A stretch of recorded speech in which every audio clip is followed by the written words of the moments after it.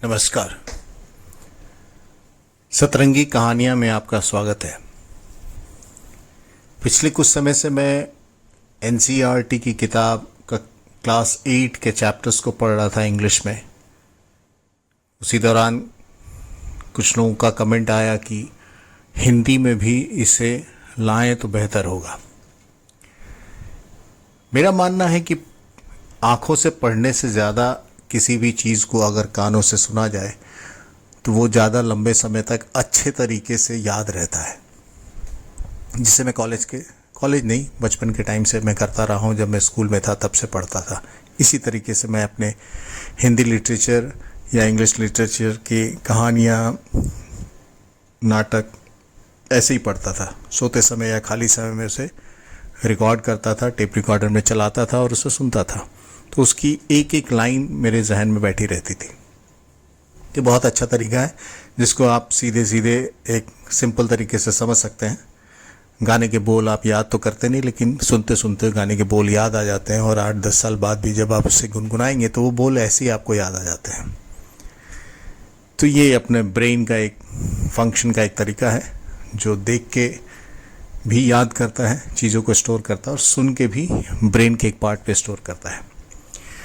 तो आप लोगों की गुजारिश पे मैं हिंदी में भी कोशिश कर रहा हूँ चैप्टर्स को लाने की।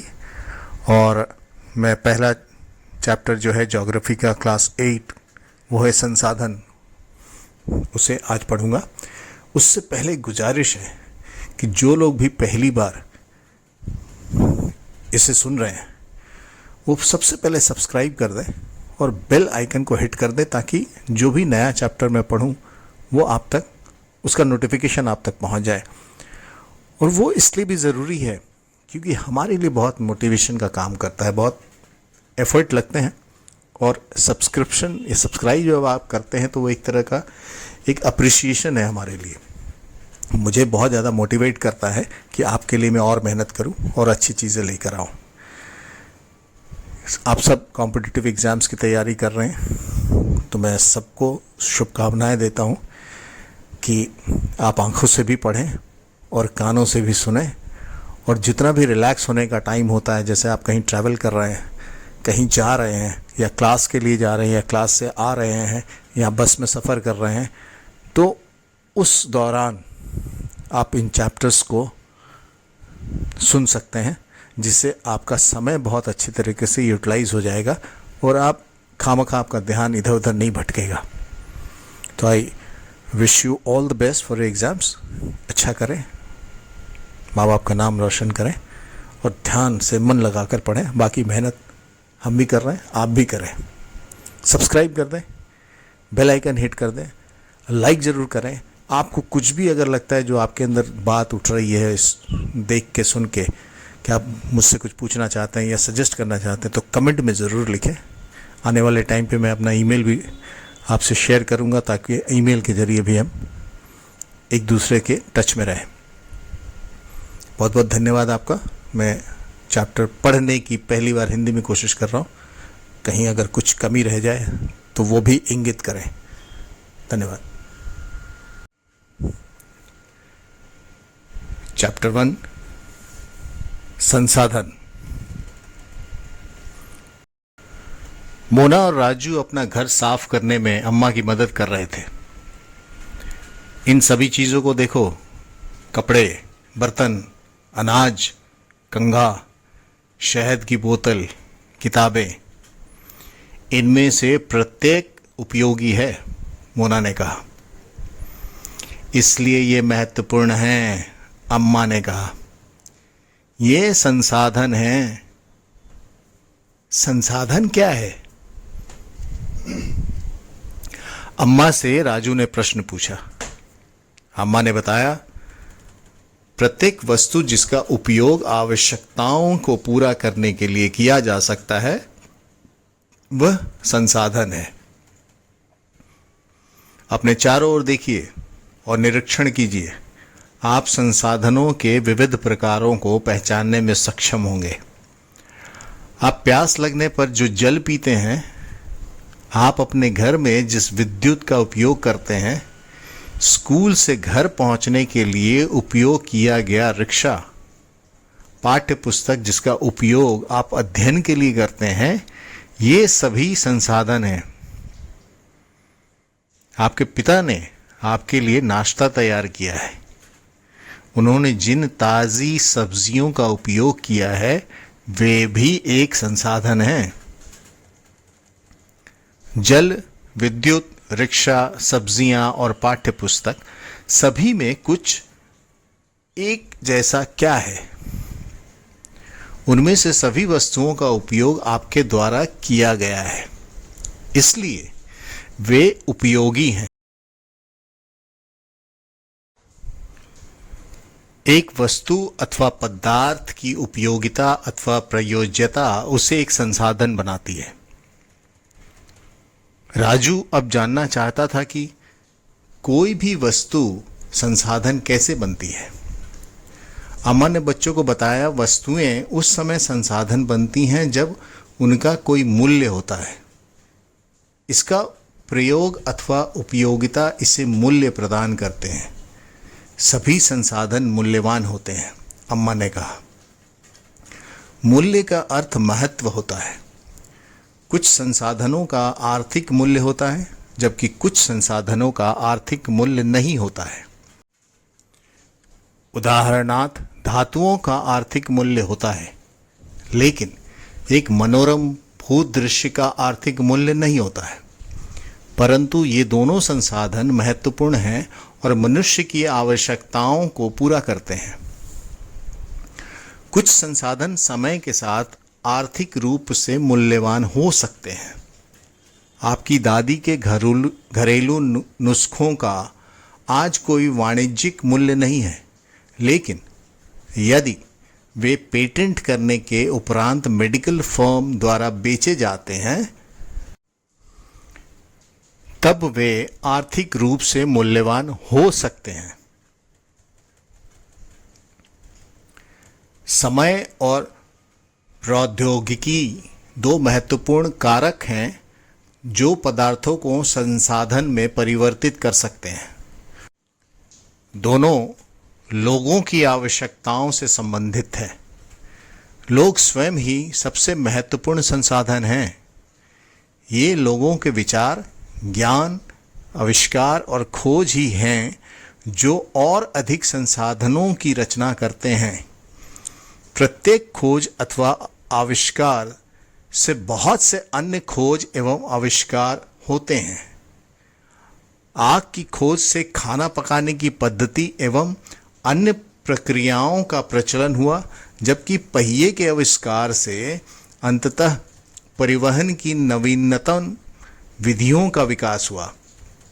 जल विद्युत बनाने की प्रौद्योगिकी ने तेजी से बहते जल से ऊर्जा उत्पन्न करके उसे एक महत्वपूर्ण संसाधन बना दिया है। संसाधनों के प्रकार। सामान्यतः संसाधनों को प्राकृतिक, मानव निर्मित और मानव में वर्गीकृत किया गया है। प्राकृतिक संसाधन, जो संसाधन प्रकृति से प्राप्त होते हैं और अधिक संशोधन के बिना उपयोग में लाए जाते हैं, प्राकृतिक संसाधन कहलाते हैं। वायु, जिसमें हम सांस लेते हैं, हमारी नदियों और झीलों का जल, मृदा और खनिज सभी प्राकृतिक संसाधन हैं। इन संसाधनों में से बहुत से प्रकृति के निःशुल्क उपहार हैं और सीधे ही उपयोग में लाए जा सकते हैं। कुछ परिस्थितियों में प्राकृतिक संसाधन का सबसे अच्छी तरह उपयोग करने के लिए औजारों और प्रौद्योगिकी की आवश्यकता हो सकती है। विभिन्न समूहों में प्राकृतिक संसाधनों का वर्गीकरण उनके विकास एवं प्रयोग के स्तर, उद्गम, भंडार एवं वितरण के अनुसार किया जाता है। विकास और उपयोग के आधार पर संसाधनों को दो वर्गों में रखा जा सकता है: वास्तविक संसाधन और संभाव्य संसाधन। वास्तविक संसाधन ये संसाधन होते हैं जिनकी मात्रा ज्ञात होती है। इन संसाधनों का इस समय उपयोग किया जा रहा है। जर्मनी के रूर प्रदेश में कोयले, पश्चिम एशिया में खनिज तेल, महाराष्ट्र में दक्कन पठार की काली मिट्टी के भरपूर निक्षेप सभी वास्तविक संसाधन हैं। संभाव्य संसाधन वे संसाधन हैं जिनकी संपूर्ण मात्रा ज्ञात नहीं हो सकती है और इस समय इनका प्रयोग नहीं किया जा रहा है। इन संसाधनों का उपयोग भविष्य में किया जा सकता है। इस समय जो हमारा प्रौद्योगिकी का स्तर है वो संभवतः इन संसाधनों को आसानी से प्रयोग करने के लिए पर्याप्त रूप से उन्नत नहीं है। लद्दाख में पाया गया यूरेनियम संभाव्य संसाधन का एक उदाहरण है जिसका उपयोग भविष्य में किया जा सकता है। 200 वर्ष पूर्व तीव्र गति वाली पवनें एक संभाव्य संसाधन थीं, किंतु आज वे वास्तविक संसाधन हैं। जैसे कि नीदरलैंड के पवन फार्मों में पवन चक्की के प्रयोग से ऊर्जा उत्पन्न की जाती है। इस प्रकार के पवन फार्म तमिलनाडु के नागरकोइल तथा गुजरात तट पर देखे जा सकते हैं।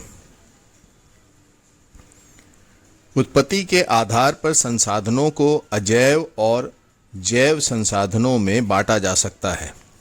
अजैव संसाधन निर्जीव वस्तुएं होती हैं, जबकि जैव संसाधन सजीव होते हैं। मृदा, चट्टानें और खनिज अजैव संसाधन हैं, परंतु पौधे और जंतु जैव संसाधन हैं। प्राकृतिक संसाधनों को विस्तृत रूप से नवीकरणीय और अनवीकरणीय संसाधनों में विभाजित किया जा सकता है। नवीकरणीय संसाधन वे संसाधन हैं जो शीघ्रता से नवीकृत अथवा पुनः पूरित हो जाते हैं। इनमें से कुछ असीमित हैं और उन पर मानवीय क्रियाओं का प्रभाव नहीं होता, जैसे सौर और पवन ऊर्जा। लेकिन फिर भी कुछ नवीकरणीय संसाधनों जैसे जल, मृदा और वन का लापरवाही से किया गया उपयोग उनके भंडार को प्रभावित कर सकता है। जल असीमित नवीकरणीय संसाधन प्रतीत होता है, फिर भी जल की कमी और प्राकृतिक जल स्रोतों का सूखना आज विश्व के लिए बहुत से भागों में एक बड़ी समस्या है। अनवीकरणीय संसाधन वे संसाधन हैं जिनका भंडार सीमित है। भंडार के एक बार समाप्त होने के बाद उनके नवीकृत अथवा पुनः पूरित होने में हजारों वर्ष लग सकते हैं। यह अवधि मानव जीवन की अवधि से बहुत अधिक है। इस प्रकार के संसाधन अनवीकरणीय कहलाते हैं। कोयला, पेट्रोलियम तथा प्राकृतिक गैस इसके कुछ उदाहरण हैं। संसाधनों के वितरण के आधार पर वे सर्वव्यापक अथवा स्थानिक हो सकते हैं। जो संसाधन सभी जगह पाए जाते हैं, जैसे वायु जिसमें हम सांस लेते हैं, सर्वव्यापक है। लेकिन वे संसाधन जो कुछ निश्चित स्थानों पर ही पाए जाते हैं, स्थानिक कहलाते हैं, जैसे तांबा और लौह अयस्क। प्राकृतिक संसाधनों का वितरण भूभाग, जलवायु, ऊंचाई जैसे अनेक भौतिक कारकों पर निर्भर करता है। पृथ्वी पर इन कारकों में विभिन्नता होने के कारण संसाधनों का वितरण असमान है। मानव निर्मित संसाधन। कभी कभी प्राकृतिक पदार्थ तब संसाधन बन जाते हैं जब उनका मूल रूप बदल दिया जाता है। लौह अयस्क उस समय तक संसाधन नहीं था जब तक लोगों ने उससे लोहा बनाना नहीं सीखा था। लोग प्राकृतिक संसाधनों का उपयोग पुल, सड़क, मशीन और वाहन बनाने में करते हैं, जो मानव निर्मित संसाधन के नाम से जाने जाते हैं। प्रौद्योगिकी भी एक मानव निर्मित संसाधन है। इसलिए हम जैसे लोग प्राकृतिक संसाधनों का उपयोग करके मानव निर्मित संसाधन बनाते हैं। मोना ने समझाते हुए कहा। हाँ, राजू ने स्वीकृति में सिर हिलाया। मानव संसाधन, लोग और अधिक संसाधन बनाने के लिए प्रकृति का सबसे अच्छा उपयोग तभी कर सकते हैं जब उनके पास ऐसा करने का ज्ञान, कौशल तथा प्रौद्योगिकी उपलब्ध हो। इसलिए मनुष्य एक विशिष्ट प्रकार का संसाधन है। अतः लोग मानव संसाधन हैं। शिक्षा और स्वास्थ्य लोगों को बहुमूल्य संसाधन बनाने में मदद करते हैं। अधिक संसाधनों के निर्माण में समर्थ होने के लिए लोगों के कौशल में सुधार करना मानव संसाधन विकास कहलाता है। संसाधन संरक्षण। मोना ने एक बुरा स्वप्न देखा। उसने देखा कि पृथ्वी पर सारा जल सूख गया है और सारे पेड़ कट गए हैं। वहाँ पर न तो छाया ही थी और न कुछ खाने पीने के लिए था। लोग परेशान हो रहे थे और चारों तरफ भोजन और छाया की तलाश में निराश घूम रहे थे। उसने अपनी माँ को सपने के बारे में बताया। उसने पूछा, अम्मा, क्या यह सच में हो सकता है? हाँ, अम्मा ने उत्तर दिया। यदि हम नवीकरणीय संसाधनों के प्रति सतर्क नहीं रहते हैं तो वे बहुत ही दुर्लभ हो सकते हैं और अनवीकरणीय संसाधन निश्चय ही समाप्त हो सकते हैं। राजू ने पूछा, हम इसके लिए क्या कर सकते हैं? बहुत कुछ, अम्मा ने उत्तर दिया। आप अपने दोस्तों से बात क्यों नहीं करते? संसाधनों का सतर्कतापूर्वक उपयोग करना और उन्हें नवीकरण के लिए समय देना संसाधन संरक्षण कहलाता है। संसाधनों का उपयोग करने की आवश्यकता और भविष्य के लिए उनके संरक्षण में संतुलन बनाए रखना सतत पोषणीय विकास कहलाता है। संसाधनों के संरक्षण के अनेक तरीके हैं। प्रत्येक व्यक्ति उपयोग को कम करके वस्तुओं के पुनः चक्रण और पुनः उपयोग द्वारा योगदान दे सकता है। अंततः यह एक विभिन्नता बनाता है क्योंकि सभी जीवन एक दूसरे से जुड़े हैं। उस शाम बच्चों और उनके मित्रों ने पुराने समाचार पत्रों, व्यर्थ वस्त्रों तथा बांस की डंडियों से लिफाफे और खरीदारी के लिए थैले बनाए। मोना ने कहा, हम इन वस्तुओं में से कुछ वस्तुएं उन परिवारों को देंगे जिन्हें हम जानते हैं। मुस्तफ़ा ने कहा, अपने संसाधनों को बचाना और अपनी पृथ्वी को सजीव रखना एक बहुत अच्छा कार्य है। जेस्सी ने कहा, मैं बहुत ही सतर्क रहूंगी कि कागज़ व्यर्थ ना हो। उसने स्पष्ट किया, कागज बनाने के लिए बहुत से पेड़ों को काट दिया जाता है। मैं ध्यान रखूंगा कि मेरे घर में विद्युत व्यर्थ न हो। मुस्तफ़ा ने जोर से कहा, विद्युत जल और कोयले से मिलती है। मैं विश्वास दिलाती हूं कि घर में जल बेकार नहीं होगा। जल की एक एक बूंद मूल्यवान है। आशा ने कहा। बच्चों ने कहा, हम सब मिलकर अंतर ला सकते हैं। यह कुछ कार्य मोना, राजू और उनके मित्रों ने किए हैं। आपका क्या विचार है? आप संसाधन संरक्षण में कैसे मदद करने जा रहे हैं? हमारी पृथ्वी और इस पर निवास करने वाले लोगों का भविष्य पेड़ पौधों और परितंत्र की सुरक्षा और संरक्षण से जुड़ा है। अब यह सुनिश्चित करना हमारा कर्तव्य हो जाता है कि सभी नवीकरणीय संसाधनों के उपयोग सतत पोषणीय हैं, पृथ्वी पर जीवन की विविधता संरक्षित की जाए, प्राकृतिक पर्यावरणीय तंत्र की हानि को कम से कम किया जाए।